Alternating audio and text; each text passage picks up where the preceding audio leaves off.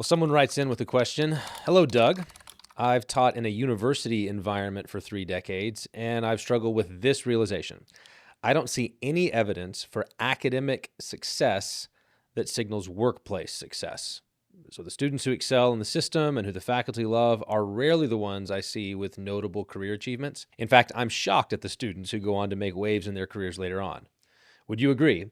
And if so, how do you think about it when a stated goal of your school is to make leaders of culture? Is school the right tool for that goal? I think that that's a magnificent question. Way to go. Way to go.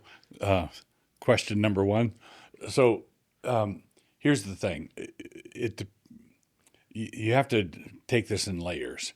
The first is that as a corporate chunk, those who are college graduates live at a higher standard of living than those who are not. Right. So if you're just looking at gross income, if it's just simply being able to get a higher paying job than if you just graduate high school, then college is worthwhile.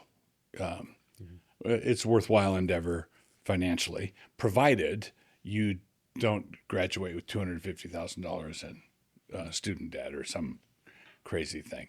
But generally, in the aggregate, college graduates do better than people who've not been to college or dropped out of college.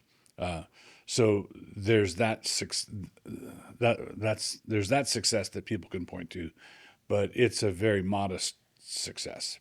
Okay, when it comes to examining how students do, students, Group A of students who graduate and Group B of students who graduate, oftentimes the people who are disruptors in the economy are people who are disruptors in the school, right? And people who play well with others and never run with scissors and do that in school are people who fit in, are good worker bees for the hive. They don't upend the economy with inventing the internet or an iPhone or. So generally speaking, the plays well with others translates into plays well with others out in the market. The people who are disruptive in the institution are people who are disruptive in out in the economy. Now then we have to divide the disruptors into two categories. There are the disruptors who are evil, and the disruptors who are ahead of their time, right? The disruptors who are too dumb for the school and have to content themselves with being bad actors and harassing other students and that sort of bad disruptors. And then there are the disruptors who are bored with school. They're oftentimes ahead of their teachers, or and they are angular and hard to manage.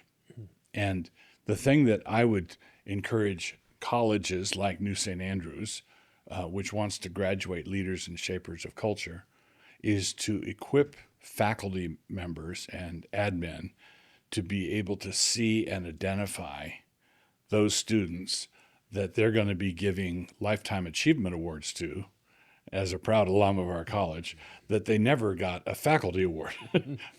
So the students who get the faculty awards are unlikely to get the 30-year lifetime achievement awards, and vice versa.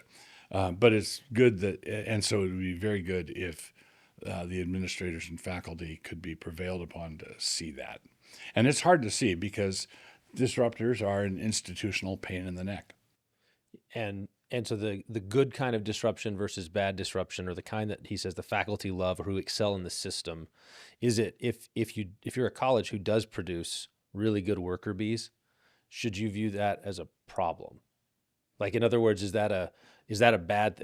Someone might say, no, we want the entrepreneurial go-getters, and so our education's failing because what we end up producing is a good number of worker bees. Yeah. Is that a bad goal? Is that still cultural leadership? It can be. And you have to realize that the bell curve follows you everywhere you go.